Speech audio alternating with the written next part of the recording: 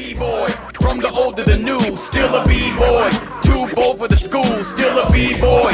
East coast to the west, B-boys worldwide, we supposed to be blessed. Still a B-boy, from the old to the new, still a B-boy.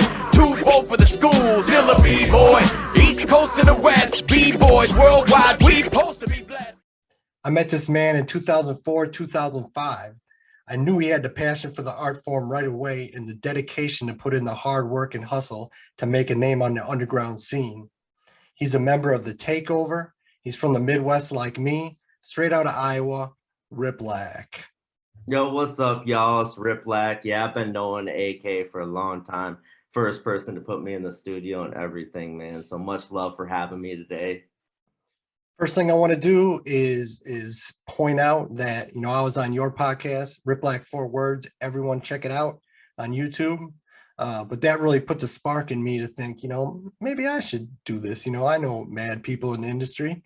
So we wouldn't be having this interview if it wasn't for you asking me to be on your debut episode as well, which I was honored that you asked me. But I wanted to thank you for that right away. That's why we're here.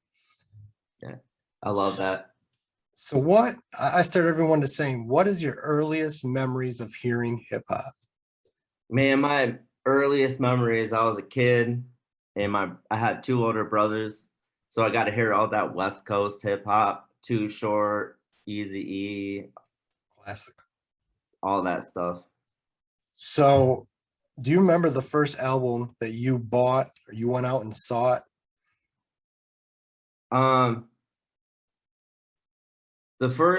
I remember back when I was little, me and my brother both got like a gift together. It was an MC Hammer cassette tape. And man, I love that shit. But when I got older, the tape I had to have was DMX's Dark and Hell is Hot. Yeah, it's classic. And I had that thing memorized front to back because I had that thing going, flip it from A side to B side all day long. Mm-hmm. And man, rest in peace, but he was a legend. Right. So when did you get to the point where you were like, you know, maybe I want to write rhymes? So basically, when I was young, I was writing short stories. And then my mom passed away when I was in 8th grade. And then I ended up turning it into poetry, which being like a rebellious teen and in the hardcore punk scene, I started writing for like bands, and I was in like screamo bands and stuff. So I was kind of turning those poems into, you know, letting it all out on the mic. And then, you know, being in high school, we'd had that girl drama. So we'd end up breaking up over some stupid shit. I ended up getting mad at them. And so I went into the next band. And, you know, me being me, I started dissing them. Can't imagine. You know me, RIPLAK, but he didn't like that because he was still friends with them. We start putting these songs together, and I'm starting to go. He's like, wait a minute, that's about them, and so he couldn't do it. Right. So we ended up breaking up. So, when I was 18, I got kicked out of my house, and I started just like enjoying my freedom too much, man. Started walking out the bedroom in the morning with like a half-gallon vodka, just drinking it like it was nothing. Like, I ended up getting really bad. I was angry as well. So it wasn't good. So I ended up kind of like hitting bottom, and my brother and my sister-in-law, thank God, thanks to them, they took me in. So I started eating again. And, you know, I remember I was like, man, I can't do the band thing. I can't rely on other people. So I started writing my own rhymes. So that's when I started writing. I was about 19 when I started writing actual hip hop songs. It's amazing how many people say, how many people came from, I know this happened with Surreal and Noise Wave is why it's fresh in my memory, and like the Beastie Boys, but there's other people too who started in punk bands and then crossed over to hip hop. I was never into punk. I've always just been a hip hop guy. But is there similar? There must be some similarity in those scenes, in those vibes, because I've heard that over and over that people, cross over in those worlds. I mean, do you, as someone who knows both forms of music, which I don't, is there a similarity in those scenes, or is that just No. an anomaly? Right? It's just, No, right? that's an interesting thought. There's a similarity in the rebellious, like we're all hardcore punk and we're following like Minor Threat and Gorilla Biscuits and we're out there like there's so much love. Like that's why I wanted to get into that part of it because like there's so much love at the shows and just man, it was great. There is no similarities with that in hip hop just because of how everyone wants to just be with their people and just meet and mug or do whatever, not support each other. Yeah, it's too bad. Hardcore shows, like everybody's moshing, running around, just going nuts the whole time. Like you don't find like people like hanging back, like whatever and shit. Like Chilling. Yeah. it was love. And that's what sucks about the hardcore punk scene. It was like high school kids. So after high school, it's like, fuck do I do now? Right. Yeah. To me, I don't know how it was after that, but like, man. I always kind of wondered that because as an outsider to that type of form of music, I never saw, at least musically, there's like, maybe some anger. Maybe you could say, a certain kind of punk is anger music, and like gangster rap is anger music. So there's that emotion. But I have thought that in the past because I've heard multiple MCs who say, "Yeah, I used to be in a punk band, and then I started rapping." I know that's how the Beastie Boys started. So that just popped in my head. Maybe Yeah. you had some insight into it, but maybe it's Yeah, just an anomaly, because you're not here. And, I started singing country western and then I started, writing rhymes. Right. So you're starting to write rhymes. When did you get to the point where you wanted to go from writing to recording? I was freestyle. So after I moved to my brother's and started writing, I ended up moving to the Quad Cities back. That's kind of where I grew up. So for those who don't know, Quad Cities is like the border of Iowa, Illinois, and it's 4 cities put together. I moved back there and I met these dudes that I started freestyling with. We passed the blunts around, drink the 40s, but like we would go off. Like it would be a middle of a party and everyone stopped to hear us because we were just cool. going crazy. Yeah. And so, we started, man, we're like, I just wish we had our own beats because we were kind of like hearing some mainstream stuff, kind of trying to write to it a little bit. Mm-hmm. So I ended up moving to my other brother's house for only a couple months. And I was laying there one night and I heard this Ludacris song. I think it's The Streets Had His Eyes Turned Down or something. I can't remember what it was, but it was about him finding his own way in music because he kept talking about the stuff that wouldn't work out for him. And that literally, I was just laying there and I'm like, wide awake moment. And I'm like, damn, I need to get off my ass and do something like tomorrow. So I woke up and I was like eBay was the thing because we didn't have like SoundClick and like, yeah. I found your beats and I was like, all right. I think there was a sample or something. I don't remember how I heard it, but I was like, there must have been, right? Yeah. Or something. Or I just first person I saw because I didn't know shit. I didn't know rappers or anything. So I was like, all right, man. You sent me I think you sent me the CD with beats on it and I picked some out. I was like, man, these are sick. So, which they were, man. I love those beats. Hey, still do. I made some because that was like I had notebook full of lyrics. That was like anger, pure like trust issues, like all the shit that I went through. So like probably still my best writing to the day because it was so raw, so pure. And I was just so like someone says something wrong, I'm like, fuck you, and I'm writing about them. And so basically, so I get those beats And I was like, man, I started writing to him, and it's just not even just writing to him, I was forming them to the beats. I didn't really know how to like cut words out and actually like flow.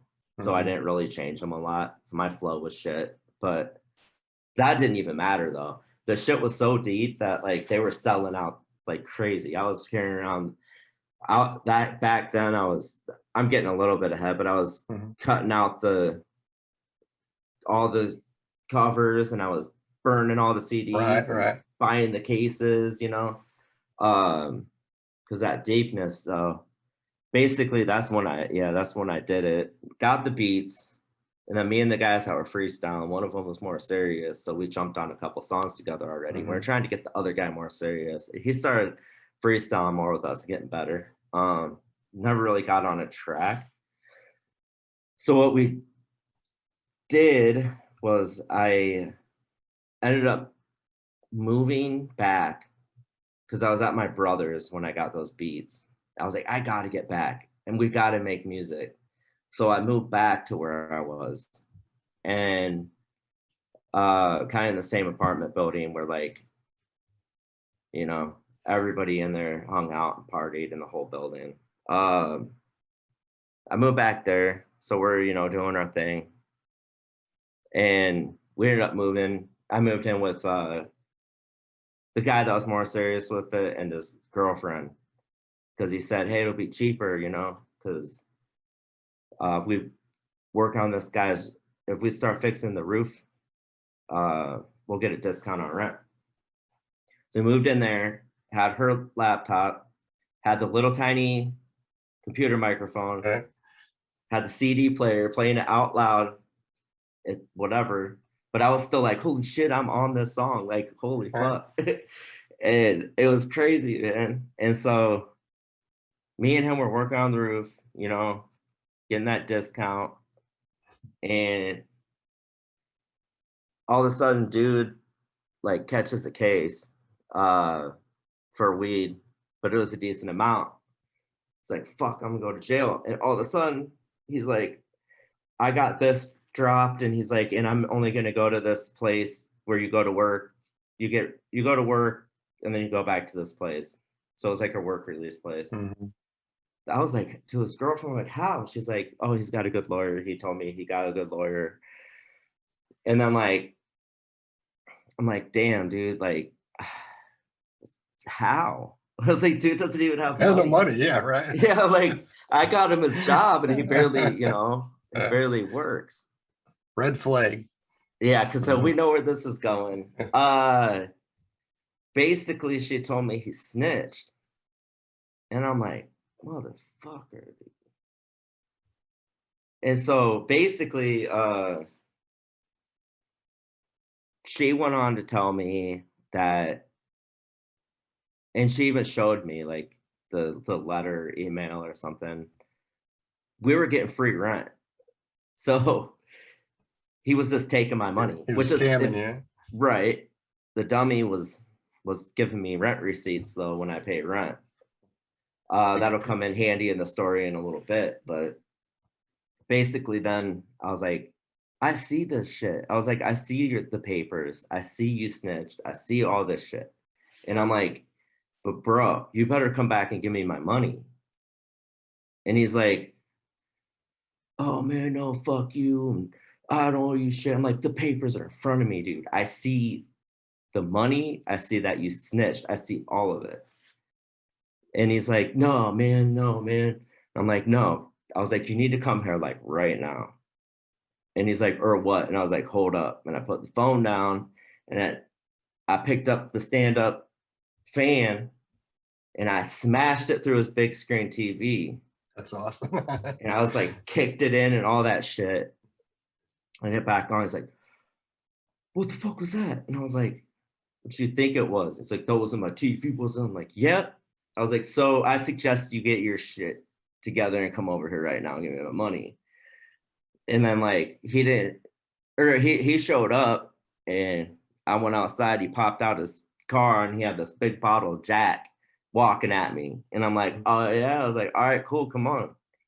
And he fucking was like, oh, whatever, and got in his car and took off. And so she told me that he done got like a bunch of drugs and told me where they were.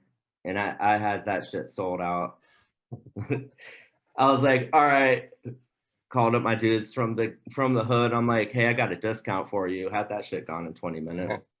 All right, man. I'm getting some of my money back. Other dude that we were rapping with, like, took his side. And automatically they're trying to start this whole narrative about me since we lived together and he was gone sometimes. Like me and dude's girl were sleeping together. But I was like, I don't do that. So they're trying everything to like turn it on me. And that's what he did to the other guy to get the other guy on his side. So I come back to get my stuff. Huh? This guy sounds shady as hell. Oh, they're shitty. They were horrible. They're pieces of shit still. They're really bad. Like they're still shitty people. I come back and like dudes, so his girlfriend ended up calling the cops on him because he went out to her mom's house, or it was her mom or something, like came in and he was there because she wasn't supposed to be home, and he wasn't supposed to be there because he was on the work release thing. So he went to prison for a year or jail or something for a year. I came back to get my stuff out of that place that I was living at, and other rapper dude and the dude that went to jail's dad were there, and they called the cops on me, trying to get me for trespassing. They locked me out of my shit. So, okay, cool. I came back and I hit the landlord up. She had no idea who I was. Yeah, he didn't even tell her I lived there. Yeah. And so I ended up, I had the rent receipts. Right. And I'm like, yep. And so she let me in. Like originally we busted the lock off, but then when they were trying to say trespassing, blah, blah, blah, I was like, pop, I live here apparently.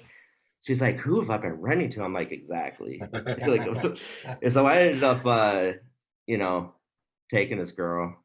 One thing I like you mentioned is when you're talking about, you know, burning each CD individually and cutting out the covers and buying the cases. You know, so many people don't want to put in that hard work, that groundwork. You know, it really separates the people who are doing it for the love, for the passion, and the people who are just trying to, you know, I want to try to be a rapper today, and then next week might be something else.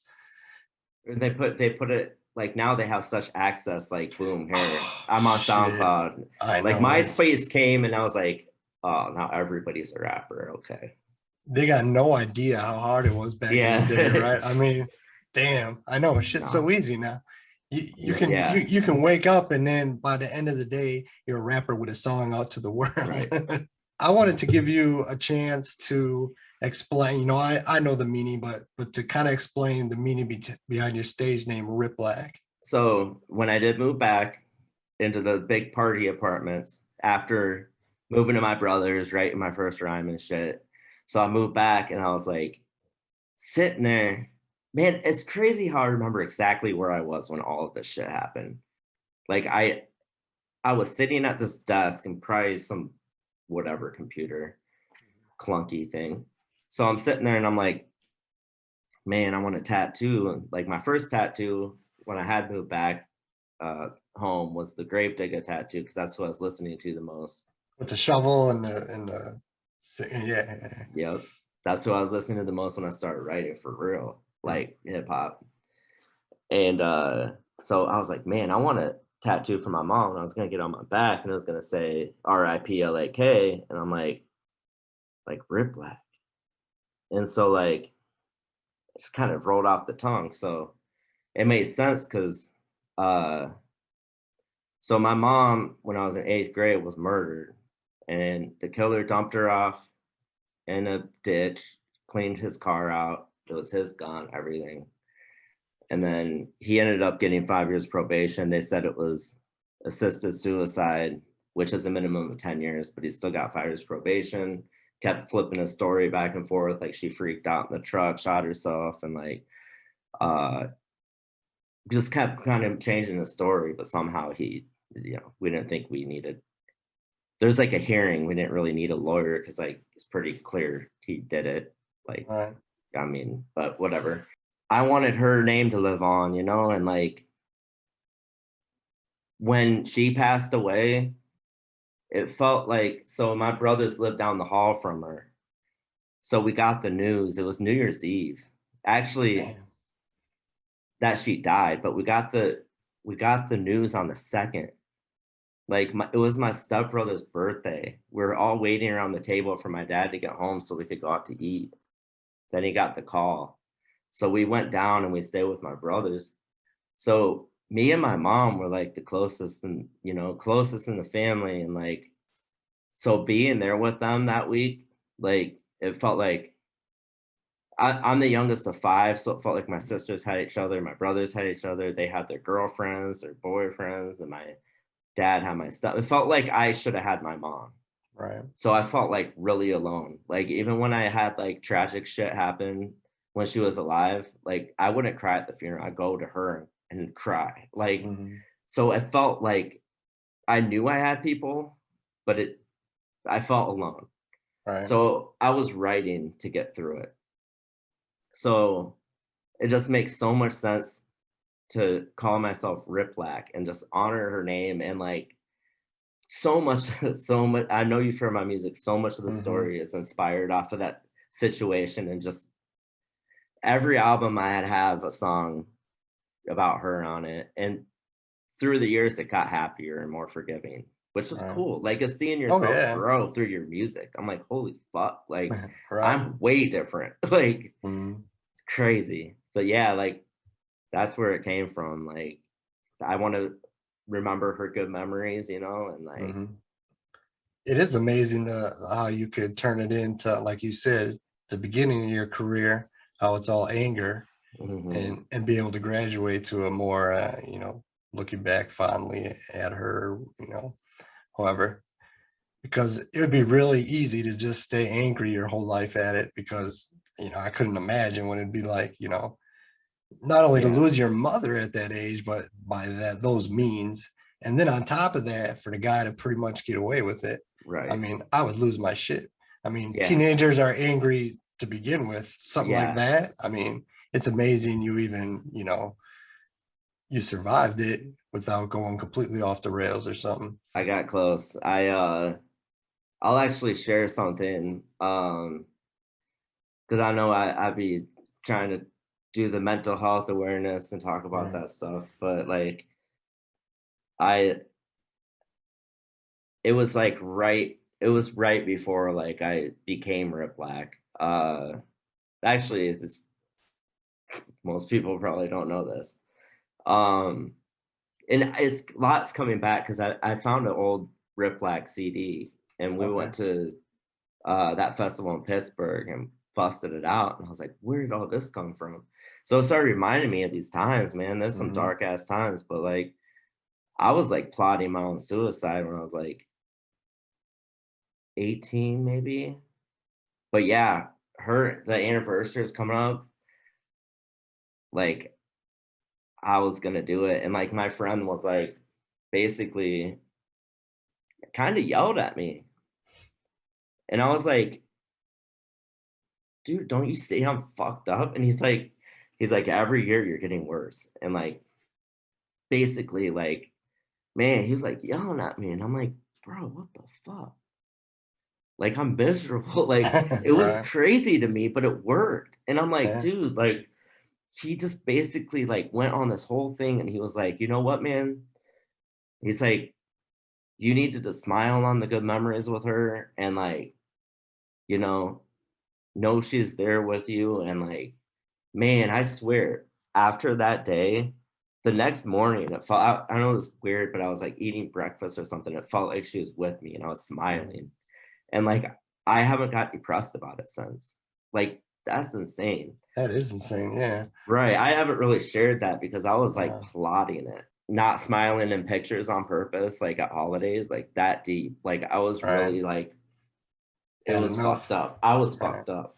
I remember then hearing the tracks you made, and and I don't remember the exact song or even what the lines were, but I could tell right away that there was passion behind it. And so many, all the MCs, underground MCs I've seen, I would say 80% of them fall into the category of they just think it's cool, or they think they can make good money or impress a chick. And I've always loved the MCs who are using it as therapy or for the passion of it. And that's the people I always gravitated towards. That's why someone like Teju and I became best friends. And, because he just the passion that man had for the music. But so I invite you to Milwaukee, and this was your first time in the studio. This was at Band Center Studio, which was our home for over 20 years. What do you remember about that day? I remember pulling up, and it was like, I think it was Fat Daddy Boo I saw in the parking lot, because he had some, did he ever wear he had some kind of Like hat a Godfather? on. Yeah. Yeah. That's Boo. Yeah. He's And I always was the like, flyest dressed. yeah.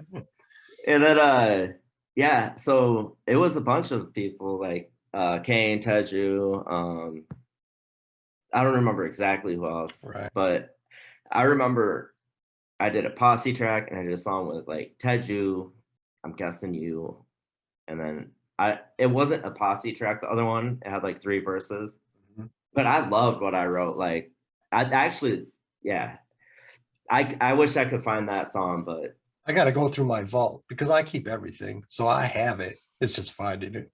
I got another little, there's, man, like it's good reminiscent, and I don't know these guys like you do, but like, so rest in peace, like Jesse and Teju, but like, so what I remember, Jesse did a lot more for me that day than he would have ever known, because I was sitting behind him watching him do his thing, and I actually took some of that, went home, and it helped me record easier and stuff and cut it up and shit.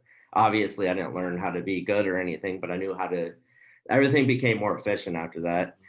I remember the feeling of being in a real studio was amazing. I don't think I talked much. Well, and here you are just surrounded by all these people you don't know. Right. And I didn't really even know you, Right. So we all just I was kind of chilling, Man, I did those, and then I handed you my demo that I made 6 days before I came out.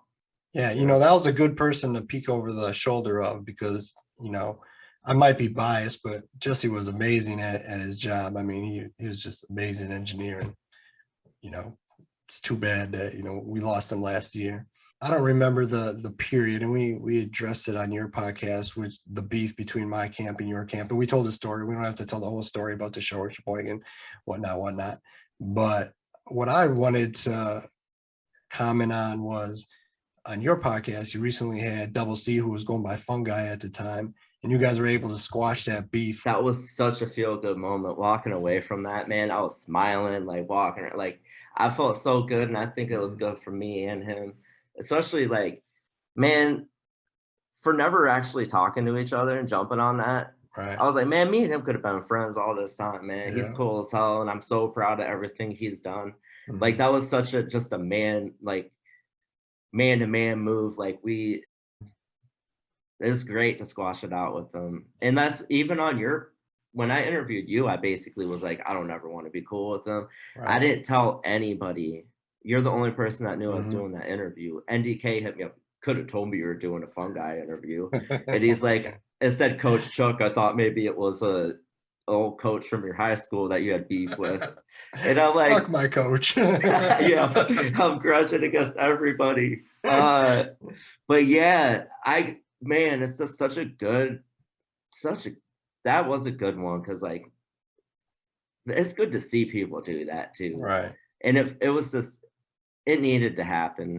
Like I like to try to go down the forgiving path as much as I can. And just the way it happened, like it's definitely forgivable. Like much love to that guy. Man. Yeah, no, he's amazing, and how much he turned his life around. I mean, you guys talked all about it, but I was there and saw him through his worst. You know, and he knows this. I mean, there was times we were so frustrated and pissed off at him because he would fuck shit up for us when we were trying to be serious about business. But it's amazing how much he turned his life around. And I mean, it's great. It was great to see that. So I just wanted to touch on that. But otherwise, as far as the beef, I mean, I think we pretty much covered it. We don't need to go too deep into it. There wasn't anything that I think wasn't really covered. I also want to say on the record, because it happened after my interview with you, is you had my interview, and then a few interviews later had NDK, and you might have been the next one even. And you asked him about, I told the story about he called my phone and my wife answered and whatever.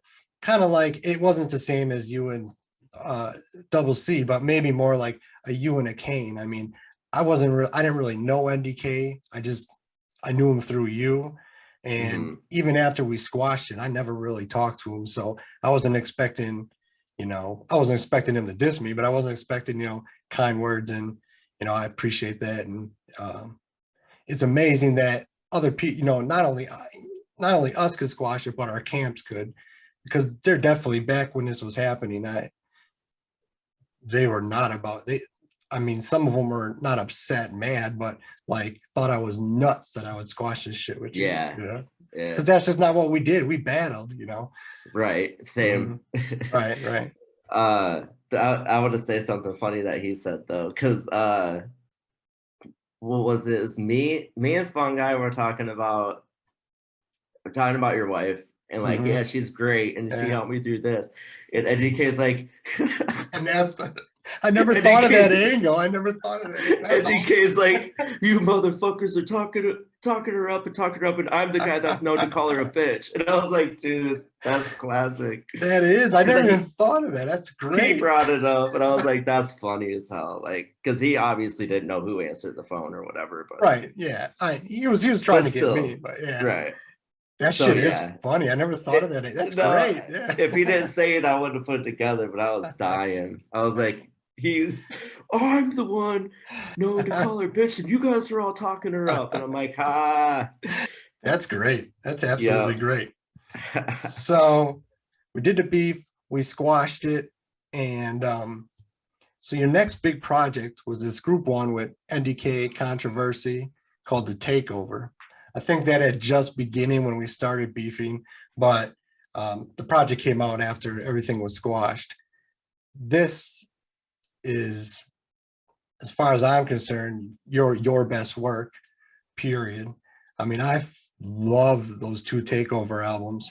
So I wanted to ask you the process of putting that project together. It was a double album. And was there a point in time, because there's been certain projects where we get to a certain point and we realize this is more special than the other stuff we did. Like we got something here. Was there a point with this one? Yeah. So I'm going to have to link you with the first Takeover CD. Oh, was there a whacker version? There was a 3 Ways to Die was our first album. And then our second was the one you have with the double. Right.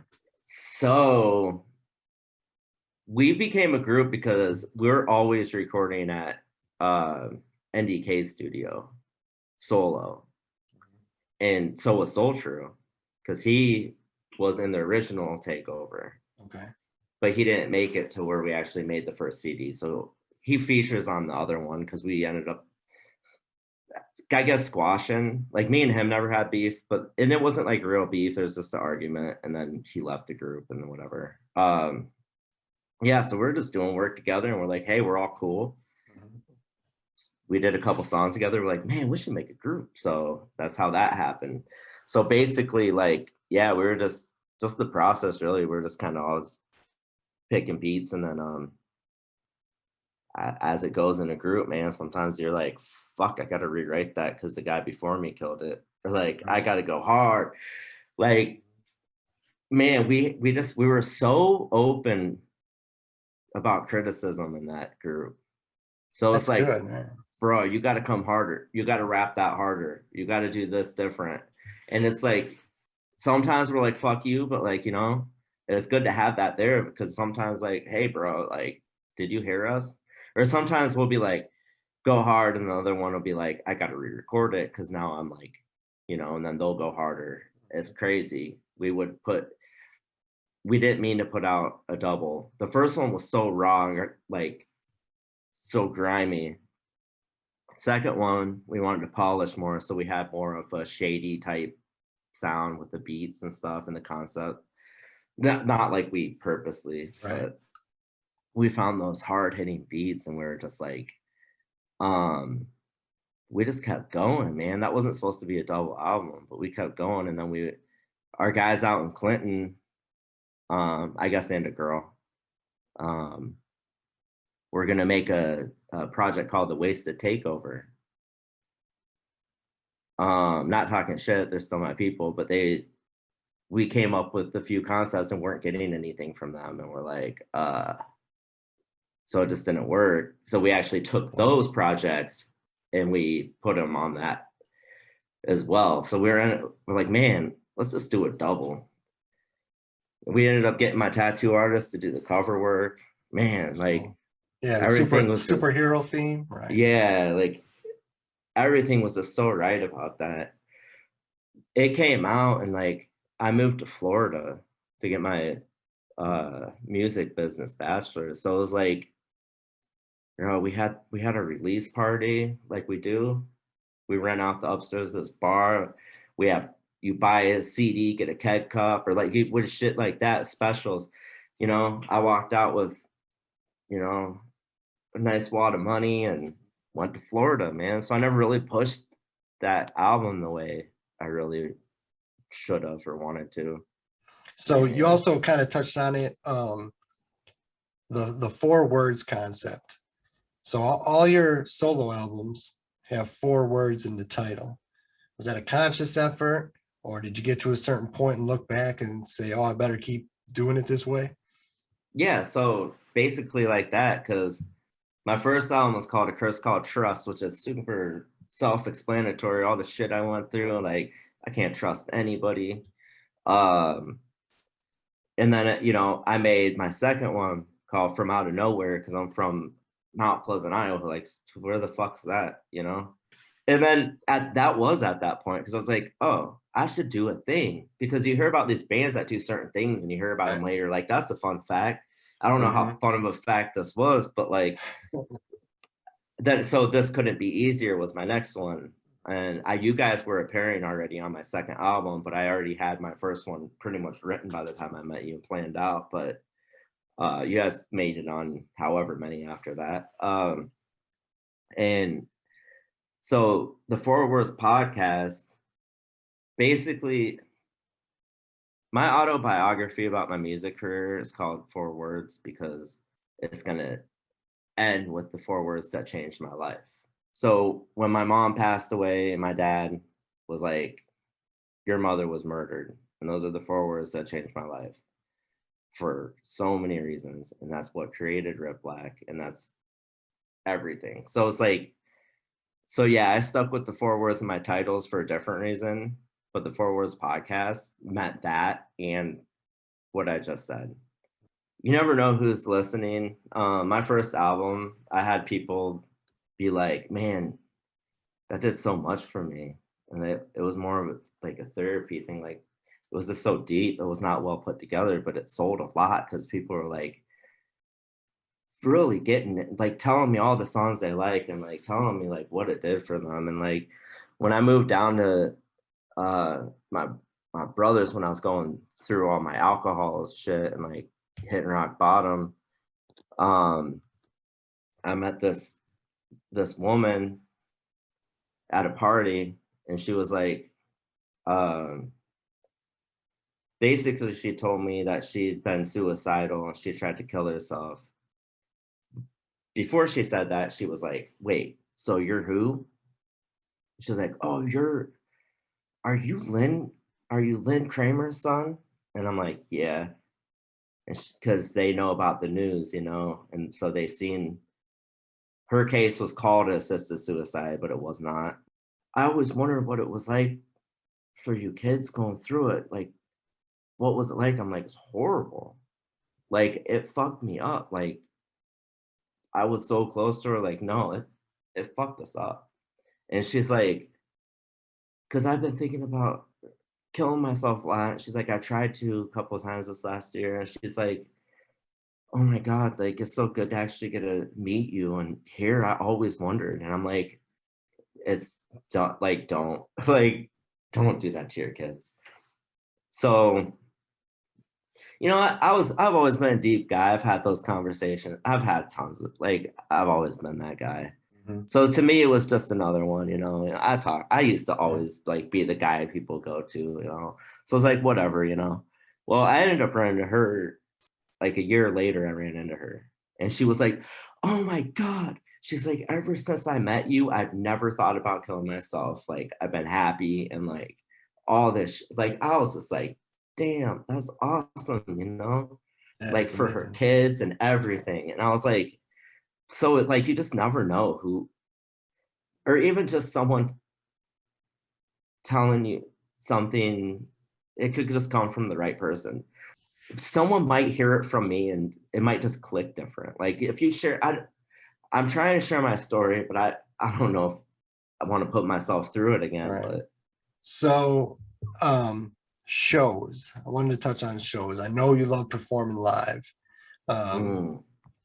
You know, I love shows. They're an important part of being an underground artist. I was always more of a studio lab rat, but I know you love shows. What is it about performing live? And give me your top 1 or 2 show memories that you've gotten to. I think how it started is what gave me like, just set the tone for how I felt on stage, because like we put out, okay, there's my guy Steve, we're still close, but like me and him were both crazy as hell. Like we were just fighting people, like no problem. Like we were just out, just whatever, we were crazy. Right. We started doing music together and then we went down to this bar, Boozy's. So basically my friends worked there and like one of them was a cook. So one of the big bands around came walking through and my friend was like, hey, come here. He's like, this is him. And he's like, what? And it was a song we just recorded that day. It was a Friday night and he was like, this is him. He's like, what the hell? He's like, wait, we're performing tomorrow, man. Come open for us. And like, or whatever, you know? And I'm like, sure. I knew less than a day that I was performing my first time ever. Wow, that's your first time on stage. It's just crazy because like I talked to my oldest sister a lot. And my nephew was probably 12 or something. I tried to call my sister because I was getting those nerves before stage. And he answered and she wasn't home. And I was like, oh man, he's like, you good? I'm like, she probably didn't say it like that because he was 12. But I'm like, I'm nervous. Like, but even him being like, you got this and this and that, like, it actually like meant something, which is weird. I didn't, you know, I don't even know if my nephew knows like how much that little tiny bit meant to me. But yeah, so I did a song about my mom and like, it just happened to be Mother's Day on that Sunday when I performed. You didn't know you were going to perform till the day before. Right. And the place was wall to wall. Wow. And I went and did it and the place went crazy. Like I felt like up there, like kind of a little bit on a high. And then everyone was buying me shots and like, it was so different, you know? My favorite show was in Chicago at the Rap Factory, and it was opening for Hussein Fatal on Tupac's birthday. Well, that's cool. And I, like everyone that knows me and hip hop back then, like I had listened to Hussein forever, man. I was a huge fan of Hussein. And like, I got to fucking talk to him, tell him about him being my inspiration. I was the only white dude. And like, I brought like a couple girls with me, but we sat at the table, like kind of by him. And so I think everyone thought I was like famous because like I was the only white guy and everyone's like, what up, man? Hey man, what's up? Like all, and I knew some people, but like, but the fact that it wasn't like just a show, it was like a celebration. Everyone's having fun. Hussein's doing like Tupac, like ad libs over his stuff and then doing stuff he did with them. And like, it was just a fun fucking party. Like, that's why that was. Another big one I did was Hobson in Iowa City, because it was when he was buzzing, and he brought all of Funk Volume, and it was just me and then a local act before Funk Volume. But NDK was putting my set together, and I was like, hey, drop this part out. I'm going to talk, have them try to get them to chant with me on my hook. And he was like, but what if they don't? And I'm like, but what if they do? You know? And so I go up, man. I'm pushing through. The people are like not wanting me to get through. I'm like, I'm performing, move. Like, bull. There's so many people. And I go up there and I'm like, and I've been performing for a while, so this ain't shit. Like, I actually felt more comfortable in front of a big crowd like that than anywhere else. And I was like, all right, blah, blah, blah. I did my thing. And I was like, all right, y'all, wait, I'm going to need your help. And I was like, when I say real rap, you'll say fuck with it. And then I was like, for the hook and shit. Man, that place was deafening, man. They were, I had that place great going. Feeling, yeah. And it was in that, at the end of the show, like, they had, like, Hobson and them had their lines, and I had a line too. Man, people taking pictures of all that shit. Ain't that a good feeling? Good. I know. It felt I know. good, It's man. great. Yeah. It was just a cool venue, just packed.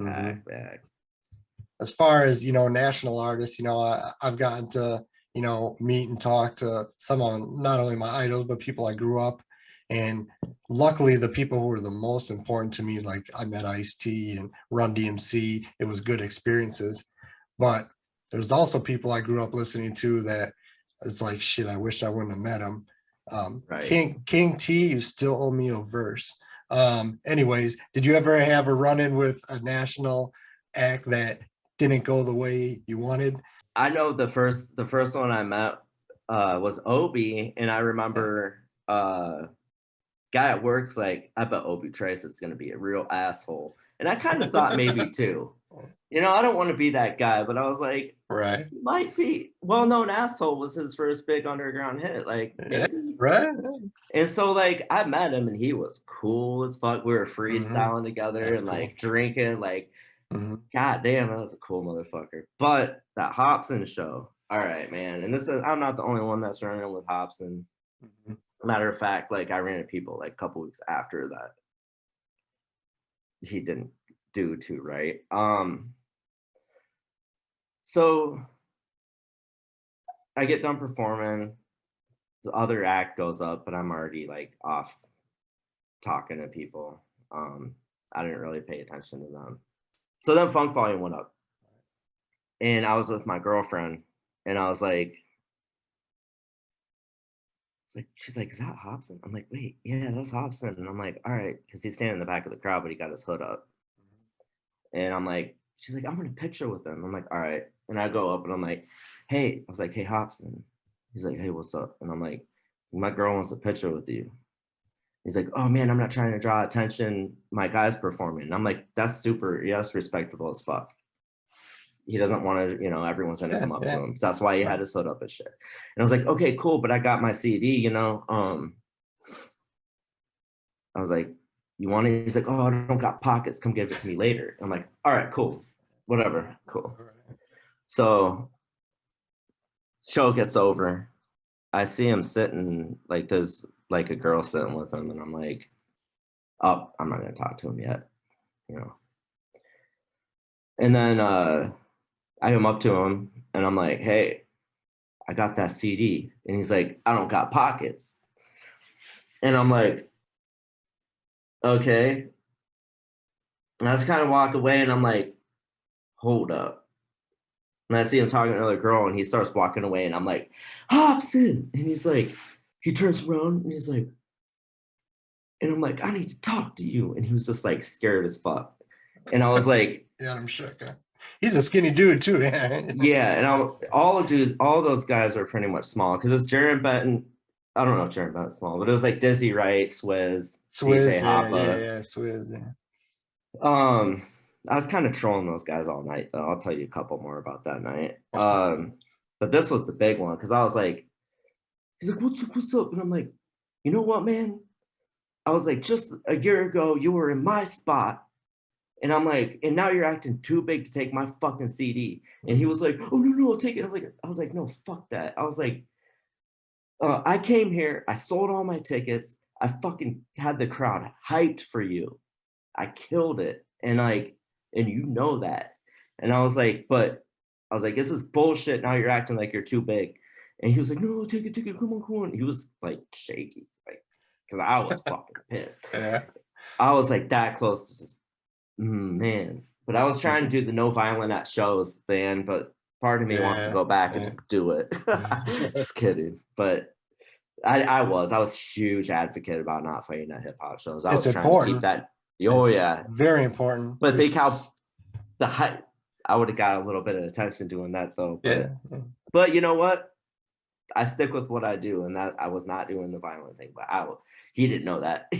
Right. So he ended up, oh no, come here, man. I gave him my CDs. Fucking shouldn't have wasted them because he was already done with me. Right. So prior to that, though, I kind of like I was sitting next to Dizzy right at the bar, and like, you know, we were bullshit, and I turned and talked to whoever, and then I was like, hey man, I was like, what are you charging for a verse?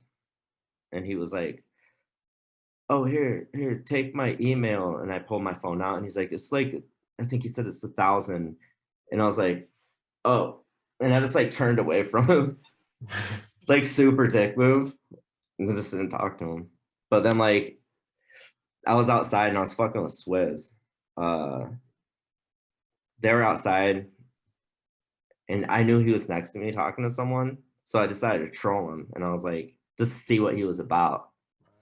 And someone walks up that I knew, and I was like, what's up? And I was like, nothing, just waiting for Hobson to come out and beat his ass. And that was before I got in with the Hops, and I was just trolling him. And Swizz goes, what? Like right away. And I was like, okay. I was just testing you, man, to seeing how loyal you were and shit. Like that, it was fun, but like the ending was like, bro. Why do you have to turn out to be a huge asshole? Like, yeah, it sucks. Some people are so amazing. You know, I luckily got to meet a lot of people I grew up listening to. But it sucks when someone you loved kind of turns out to be an asshole. I mean, he's talented for days too, man. I'm not gonna knock shit, on Hobson's is or shit, his grind, lyrically. you know. Yeah, and his grind and shit, man. I mean, I'm not gonna front. He's an amazing lyricist. Yeah. I love Hobson. Yeah, his music. I never met the man, so I can't comment on him that way. No, I ain't gonna sit here and hate on him, man. That was just my running and shit. But like, right. So out of all the albums, whether they're solo or Takeover, which one is your favorite? Not necessarily which one is the best, because I think we can agree that it's Takeover. Which one is your favorite? And it might be that one. Man. They all have so much to them, and they all stage certain points of my life. AWAY, because man, I want to put it out too, because like this segment of the CD. So basically, AWAY is the album, HOME is the mixtape. So I kind of put them out. I put them out together because I moved to Baltimore, and before we could finish the album, we got in a fight, and I moved back, and so I started doing the mixtape, do more lyrical stuff. AWAY is like my guy. Like he's my guy now. We got into a little bit then, but like a few times, but we've known each other for a long time. But man, we were gonna do a band back in the day, and like he's super talented with like music theory and just anything, like super good. So I had him produce this album, and he wasn't so much into hip hop, so I did a lot of the drums on the album. But like it was different because like I would wake up and be like, man, I had this beat in my head, And I'd be like, hey, can you make this? And he would do it like right how I want to do it, which is so hard for a lot of people to do. Right. Yeah. And it's just like, so this was such a turning point for me in my growth as a person. Because I put on the song about forgiveness about my mom on that one. And what people don't know is that like I did What Sick Is Me, which is the video I did.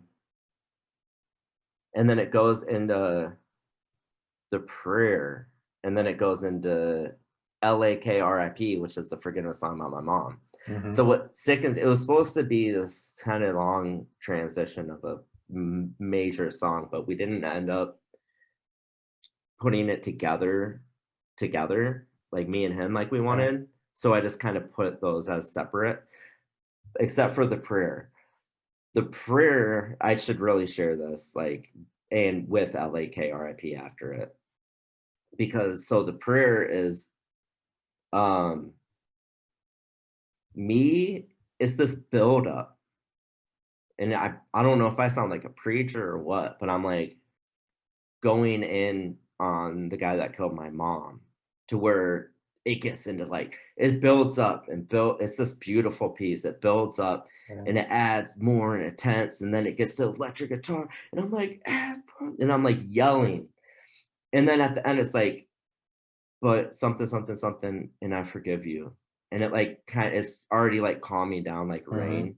And it goes into birds chirping, which is supposed to go into LAK RIP about the song about forgiveness. It together, like I should put it out together because people are gonna be like, holy shit. Like the forgiveness thing was a process. When I was with this girl, we were just talking.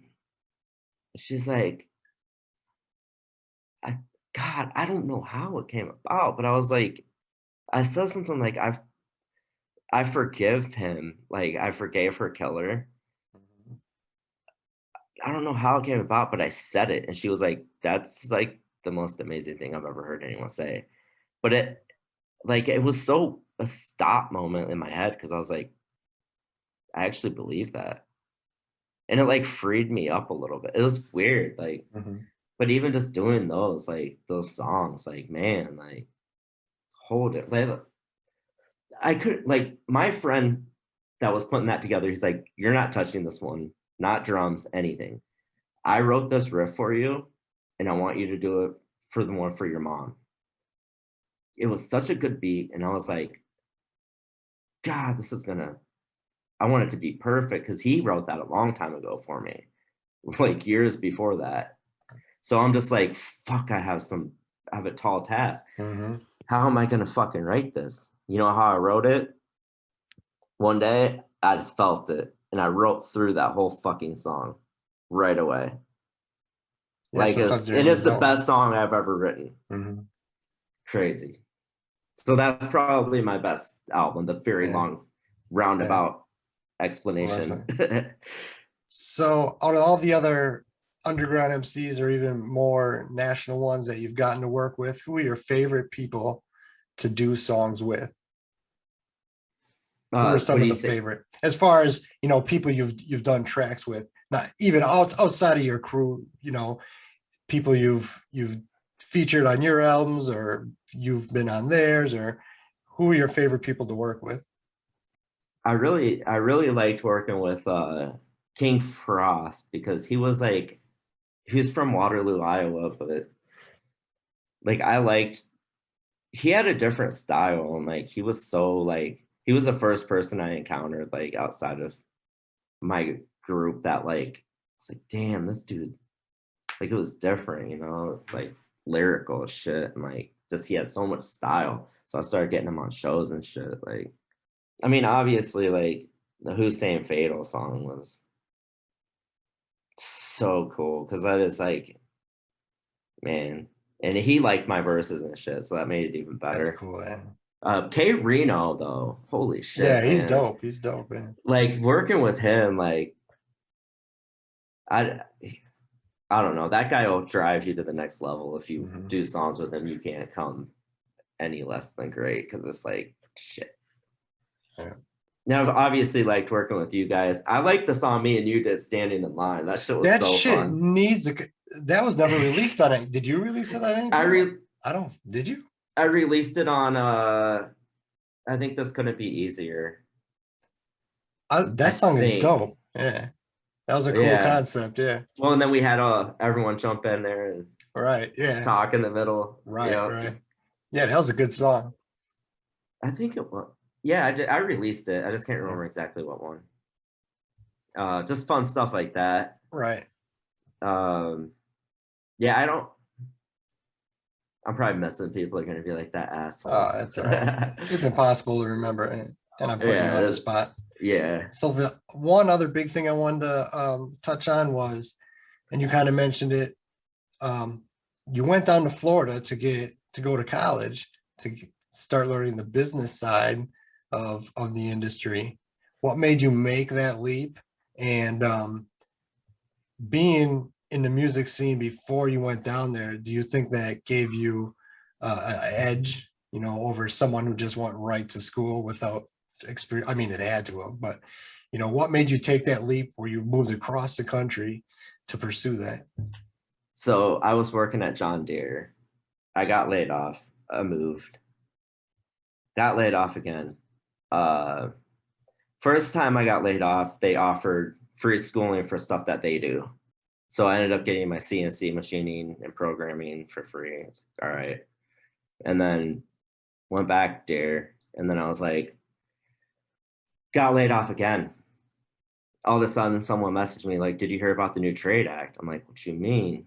And they're like, you can go to school for whatever you want as long as it's this certain amount of time. And since Full Sail is accelerated courses, it was within that time. So I was like, all right, cool. So I ended up having the choice because at that time I could have went back to Dare and made money right then, or I could go down and be a broke college student and do what I love. So that's the leap that I made that leap. And that was kind of like a quick decision type thing too. I make a lot of those like spur of the moment, big life things. That's just me. I move all the time and do whatever. And knowing the music doesn't like, there's a lot I've realized I did wrong and wish I would have known, but like at the same time, I'm glad I learned the hard way. But yeah, that helped a ton. Like, because there's like classes where like you could go through this, and I'm like, yeah, I've been through that. Like, but all the there's a lot of younger people. There's a lot of people from different countries there too. But I'm just like, yeah. A lot of it was already easy. I learned a lot though, and I feel like really polished with it. I mean, it's an always changing industry, so you always gotta stay sharp. But Soul True keeps me busy for sure. Right. Yeah. You took that knowledge and then you managed Soul True. Right. So that's cool. You got to, someone you already knew, but apply that knowledge. Are we ever going to get a new RIPLAK album? Full length album? I don't know if it's going to be a straight up RIPLAK, but there might be something in the works. All right. I can't leak it, but no, that's fine. That's fine. All right. I'm gonna wind down. I'm gonna get to my hip hop questions that I ask everyone at the end. So these are 3 things I'm doing with every guest. Number 1, you can only listen to one MC's catalog for the rest of your life. Who is that MC? Tupac. You're on an island. You can only take 5 albums with you. What are the 5 albums that you're stuck listening to forever? It's Dark and Hell is Hot, DMX. 9 Inch Nails, Pretty Hate Machine. Obi Trice, Second Rounds on Me. Wow. Grateful Dead, Skeletons in the Closet. Honestly, I know it's a remake Tupac, but I'd do Loyal to the Game Tupac. Oh, the After He Died albums. Yeah, that one was good. All right, we got to rapid fire round. I'm going to name an MC. You gotta give me the first thing that comes to your mind, no matter what it is. Dang. So hopefully you don't diss someone by accident. Snoop Dogg, Weed. Gravediggers, Tattoo. Cypress Hill, AK. A to the motherfucking K. I always thought I should sample that for a song. I mean, right? It was a good one, yeah. I mean, I'm AK. I should sample that for a song. You should. I know. I always thought that. I just never did it. Master P.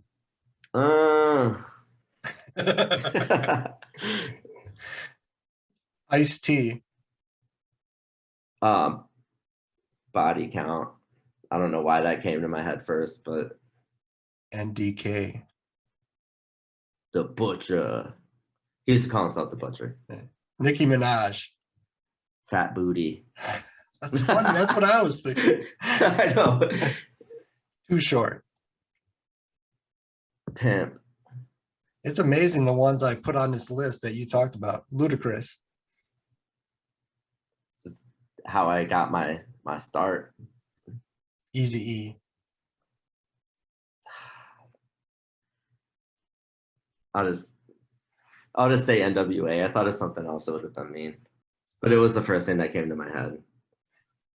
Yeah, you can't. You know it's crazy. You can't just Eazy-E. No. LEJ. Hold on. I got. Oh, you got the pop. I've seen those. Right. I always said I need. It's the only one I got. Yeah. But trust me, I love Eazy. I ain't dissing. You say LEJ? LEJ, yeah. War. The war beat. Oh shit! Oh, Coming shit. for you, LEJ. Just kidding. No, we just did a track. Oh, did you? That's cool. Yeah. I know he's working on a new project. Is it for that? Yeah, I jumped on one. That's cool. Yeah. That's cool. Tupac. All Eyes on Me. DMX. Damn, I did a good job with this. I know. Dogs. Twista.